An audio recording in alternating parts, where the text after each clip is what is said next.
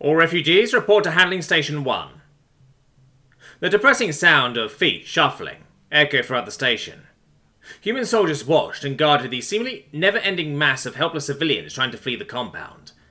I was one of those refugees. My home, Genoxla, was raised by a compound war fleet. I was one of only 1,500 to make it off the surface. Over 2.5 billion were bombarded before they could escape on the space elevators. Humanity, Terra, was the closest safe harbour for refugees in the local star cluster. Genoxla was the 5th planet to fall. In the time it took to evacuate the Terran space, another 4 would be completely razed. Only the 10th planet, Genox Prime, was able to put up some resistance and allow significant amounts to escape the surface. Of the million who made it off the planet, only around 100 were able to trickle back into the galaxy. Everyone else would be killed, but I knew none of this at the time. We were all tired and scared, hopeful that human neutrality would be respected. For more than a millennium, humankind stayed neutral throughout every conflict. Humanity grew incredibly rich as a result. Everyone knew investments in humanity would be incredibly stable. Human industry, technology, and their economy were all the stuff of legend. I truly thought that given the human reputation, the compound would stop at the long-respected human border. When alarms began screaming, I realized I was mistaken. A missile had slammed into the loading docks of the station. It was only by standing close to a human soldier that I survived. In his quick thinking, he grabbed onto me and threw me to the ground. When the atmosphere and everything inside it began to be vented out of the station, he held me in place. I was one of 20 who survived the decompression. Once the soldier realized what was going on, he dragged me to a nearby airlock. His magnetic boots were the only thing that saved me from death that day. His own life too, for that matter. The only reason I survived was a pair of fucking boots. We gotta move fast. Ready? The soldier slammed his fist on the door release, and the two of us bolted towards the light pods nearby. We joined a large group inside a small escape pod. All of them were human. The door was closed only seconds after I got on. Once again, my life was saved by the slimmest of margins. The view. It can only be described as surreal. The beauty of Neptune, its swirling clouds and torrential storms of blue, horribly contrasted by the station exploding before my very eyes. So many were killed in such a short time. It is overwhelming to think that I would have been among the dead. Should have been among the dead, so many times. Yet I survived. My eyes filled with the vision of a lone human corvette fighting an entire compound fleet. The soldier who saved me could only look on in rage. Give him hell, Olympia! The vessel fought valiantly against the horde. Engines firing with rage, the little ship darted around compound fire. It decimated 3 enemies with overwhelming kinetic firepower, ripping massive holes into the sleek and angular vessels assaulting my kind. 3 compound ships were torn to ribbons, made into unrecognizable heaps of twisted alloy.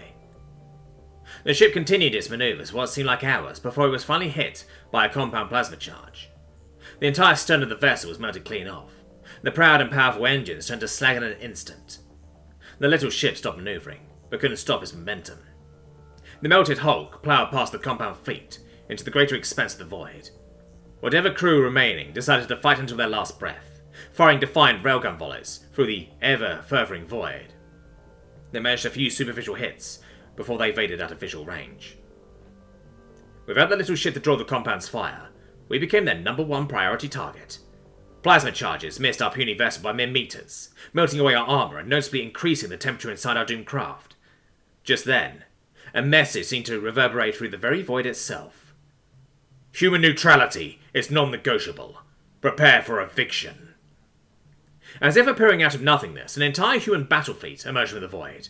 The newfound firepower bore down upon the compound like a hammer to an anvil. Railgun rounds slammed through the hulls of vessels that only just finished purging my planet.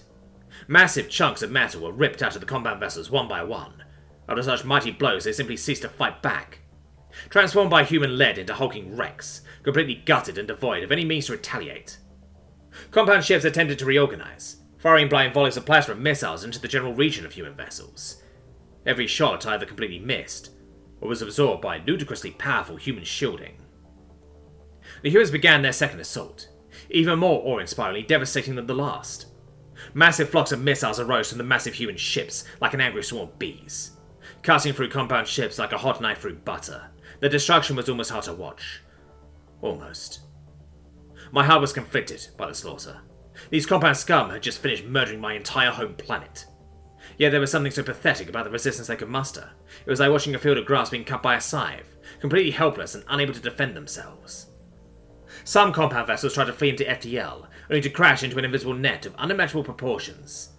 I saw the telltale blinking of FTL drives spooling up, appearing successful for multiple seconds.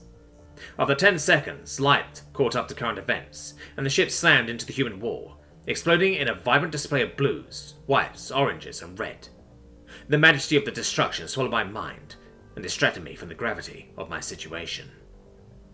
The killing blow was executed by the massive human battleships. Limitless beams of white exited the spinal mount of human ships. They connected with their targets, similarly massive compound supercarriers, architects of the destruction of species. I doubted the humans' capability to destroy such a ship for less than a second, for that was the time it took the beam to claw its way through the entire supercarrier. Each surviving compound vessel was gutted from bow to stern in a matter of milliseconds. I never felt more powerless and insignificant in my life. I haven't felt such a feeling since. My entire species had almost been eradicated by the compound. This single human fleet cut them down like a field of wheat. I jolted in fear when the human soldier placed his hand on my shoulder. "You're safe now." His voice showed me that he too felt puny in the face of such madness.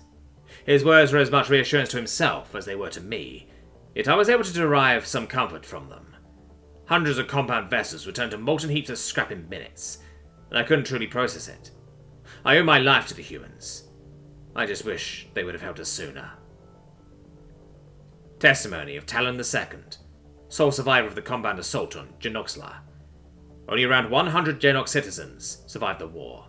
The compound nearly succeeded in the total eradication of their species.